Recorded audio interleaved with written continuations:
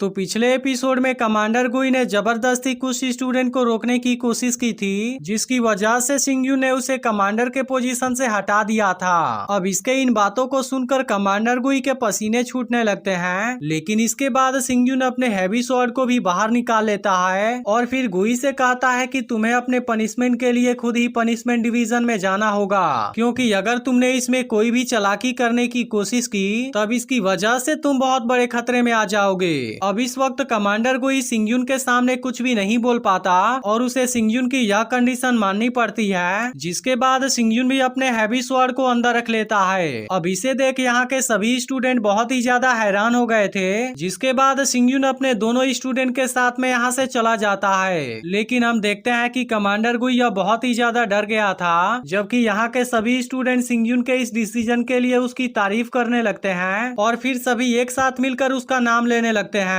जहां पर सिंगयुन की मदर कहने लगती है कि 3 लाख स्टूडेंट का स्टडी टूर बिग फैमिली के द्वारा प्रेशर बनाया गया था, और इसके बाद उसकी मदर गुई के बारे में भी बात करने लगती हैं और कहती हैं कि असल में वह तो बिग फैमिली का एक बहुत ही अच्छा नौकर है, जिसकी वजह से इस इंसिडेंट के बाद वो फैमिली फिर से ऐसा करने की हिम्मत नहीं करेंगे। तब इस पर सिंगयुन कहने लगता है कि एक्सटेंडेड फैमिली के बारे में उनकी जो थॉट थी अब वह पूरी तरह से डूब चुकी है, इसलिए अगर जबरदस्ती बदलाव करने की कोशिश करेंगे तब इसकी वजह से उनको बहुत बड़ी कठिनाइयों से होकर गुजरना होगा। लेकिन इसके बाद सिंगयुन कहने लगता है कि यह बात तो मुझे बहुत ही अजीब लगती है, क्योंकि इस बार वाला मेरा एक्शन बहुत बड़े पैमाने पर था, लेकिन इतना सब हो जाने के बाद भी बिग फैमिली इसके बारे में बिल्कुल भी चिंतित नहीं है और वो अभी तक बिल्कुल शांत बैठे हुए हैं। तब उसके इस बात पर लुफान कहता है कि आपने इस बार जो किया वो बहुत ही खतरनाक था, जिसकी वजह से आपके खिलाफ बोलने की किसी की भी हिम्मत नहीं होगी। लेकिन तभी हम देखते हैं कि मिस क्यू भागते हुए इनके पास में आती है और इनसे कहने लगती है कि बहुत बड़ी गड़बड़ हो गई है। इसके बाद वो इनसे बताने लगती है कि अभी कुछ समय पहले ही डुवान चुन, वू वेई और दूसरे कुछ लोगों ने एक बहुत बड़ा अनाउंसमेंट किया है, जिसमें मुझे पता चला कि चारों बड़े फैमिली के मास्टर एक साथ मिलकर काउंसिल ऑफ एल्डर्स की स्थापना करना चाहते हैं। इसके अलावा मिस क्यू इनको यह भी बताती है कि इसमें हाई रैंकिंग फैमिली ऑफिशियल्स और एंशियंट सिटी ऑफिशियल्स के बहुत बड़े नंबर को रिक्रूट किया जाएगा, जिसकी वजह से यह चीज बहुत ही बड़ी बात है। और मुझे तो यह भी पता चला कि जितने ऑफिशियल्स को रिक्रूट किया गया है उन सभी के बीच में गुई का भी नाम है, क्योंकि उन्होंने सबके सामने गुई को काउंसिल ऑफ एल्डर्स का मेंबर अनाउंस किया, जिसकी वजह से अब उसके पास में और ज्यादा पावर होगा। अब इसके बारे में पता चलते ही सभी लोग बहुत ज्यादा हैरान हो जाते हैं, जिसके बाद लुफान इस बात की वजह से बहुत ही ज्यादा गुस्सा हो जाता है। अब इस बात से सिंगयुन की मदर भी बहुत ही ज्यादा चिंतित हो गई थी और वह सिंगयुन से पूछती है कि तुम इसके बारे में क्या सोचते हो, जिस पर सिंगयुन कहता है कि इसके बारे में कोई भी डिसीजन लेने से पहले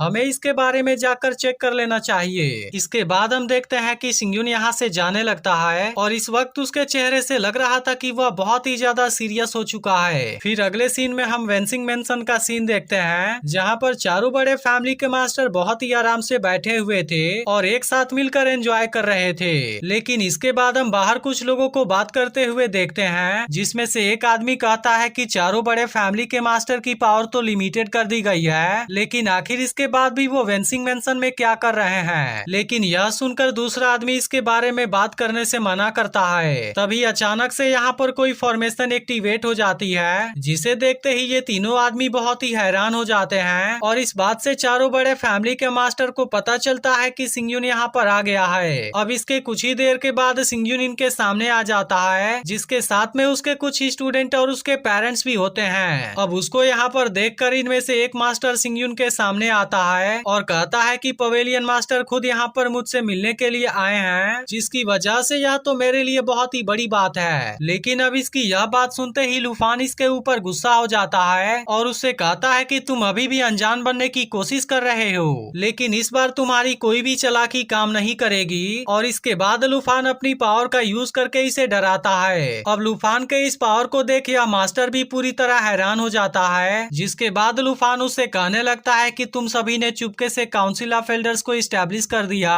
और इसके अलावा तुमने गुई को भी इसका मेंबर बना दिया, लेकिन क्या तुम्हें पता नहीं है कि इन दोनों बातों से पवेलियन मास्टर गुस्सा हो जाएंगे। इसके बाद लुफान उससे यह भी कहता है कि ऐसा करके तुमने बहुत बड़ी गलती कर दी है, जिसकी वजह से अगर तुम हमारे मास्टर के सामने माफी भी मांगना चाहते हो तब इसके लिए बहुत देर हो चुकी है। लेकिन इसके बाद वह फैमिली मास्टर लूफान से कहने लगता है कि अभी तुमने जितनी भी बातें कही उनमें से कोई भी बात मेरे समझ में नहीं आई है। अब उसके इस बात को सुनकर लूफान और भी ज्यादा गुस्सा होने लगता है। लेकिन तभी एक दूसरा मास्टर कहने लगता है कि अभी कुछ समय पहले ही खुद पवेलियन मास्टर ने ही अनाउंस किया था कि एक्सटेंडेड फैमिली को माउंटेन में जाकर खुद को सेक्लूड करना होगा और उसके बाद से हिडन फैमिली के रूप में जीना होगा। इसलिए जब हमने इसके बारे में सोचा तब हमारे दिमाग में काउंसिल ऑफ एल्डर को बनाने का विचार आया, जिसमें हमने बड़े बड़े फैमिली के हाई रैंकिंग ऑफिशियल्स को रिक्रूट किया है और इसके अलावा इसमें से कुछ एंशियंट सिटी के ऑफिशियल्स भी हैं, जिसकी वजह से यह चीज पूरी फैमिली को एकत्रित करने का बहुत ही अच्छा आइडिया है। और इसके अलावा इस तरीके से तो हम एक दूसरे से सीख भी सकते हैं, तो आखिर ऐसा करने में गलत क्या है। अब उसके इस बात पर लूफान भी कुछ नहीं बोल पाता है, जिसके बाद एक दूसरा मास्टर कहने लगता है कि गुई को भले ही उसकी पोजीशन से डिसमिस कर दिया गया हो, लेकिन आखिरकार वह भी फैमिली का एक मेंबर है, जिसकी वजह से उसे काउंसिल ऑफ एल्डर का मेंबर बनाना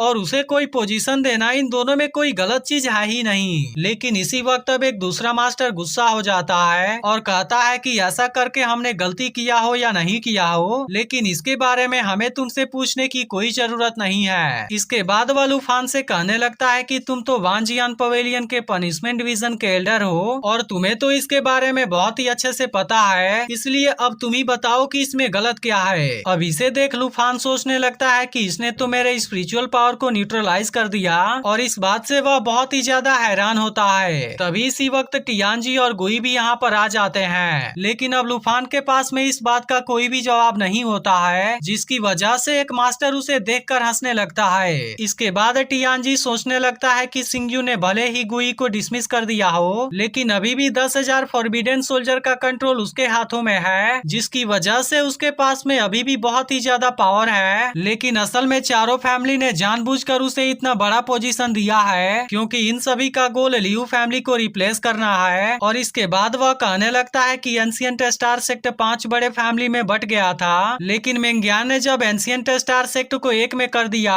तब इसकी वजह से लियू फैमिली का रिस्पेक्ट बहुत ही ज्यादा बढ़ गया। लेकिन लियू रेजिडेंस में अभी भी ऐसे बहुत से एल्डर हैं जिन्होंने सिंगयून को एक्सेप्ट करने से मना कर दिया। इसलिए चारों फैमिली ने गुई को केवल सिंगयून के ऊपर अटैक करने के लिए रिक्रूट नहीं किया है, बल्कि इसकी मदद से वह कुछ और भी करना चाहते हैं। इसके बाद टियानजी सोचने लगता है कि मैं भी बहुत से फैमिली का सपोर्ट चाहता हूँ। इसके बाद गुई मेंग्यान को देख कहने लगता है कि लियू फैमिली की मास्टर भी यहाँ पर आ गई है। फिर वह कहता है कि काउंसिल ऑफ एल्डर्स को फैमिली डेवलपमेंट के लिए बनाया गया है, जिसकी वजह से आप लियू फैमिली के मास्टर के रूप में तो बहुत ही आसानी से ज्वाइन कर सकती हैं, लेकिन अगर आप अपने हस्बैंड के बारे में सोच रही हैं तो इसके बारे में भूल जाइए, क्योंकि उसकी ओरिजिन बहुत ही लो है, जिसकी वजह से वह काउंसिल ऑफ एल्डर्स को ज्वाइन करने के लिए एलिजिबल नहीं है। अब उसके इस बात को सुनकर मेंग्यान को गुस्सा आने लगता है, जिसके बाद गुई फिर से कहने लगता है कि अगर तुम्हारा हस्बैंड सच में काउंसिल ऑफ एल्डर्स को ज्वाइन करना चाहता है तब इसके लिए हमारे पास में दूसरा तरीका भी है, और इसके लिए उसे अपने लियू सरनेम को चेंज करना होगा, जिसके बाद हम इसके बारे में सोच सकते हैं। लेकिन अब उसके इस बात को सुनते ही मेंग्यान बहुत ही ज्यादा गुस्सा हो जाती है और गुई से कहने लगती है कि अगर तुमने फिर से ऐसा बोलने की कोशिश की तब इसके लिए मैं तुम्हारे सिर को तुम्हारी बॉडी से अलग कर दूंगी। अब इसकी वजह से यहाँ की कंडीशन बहुत ही ज्यादा सीरियस हो जाती है, लेकिन इसके बाद अब इनमें से कोई भी कुछ नहीं बोलता, जिसके बाद एपिसोड यहीं पर एंड हो जाता है। लेकिन अगर आपने इसके पिछले एपिसोड को मिस कर दिया हो तो लेफ्ट वाली वीडियो जरूर देख लेना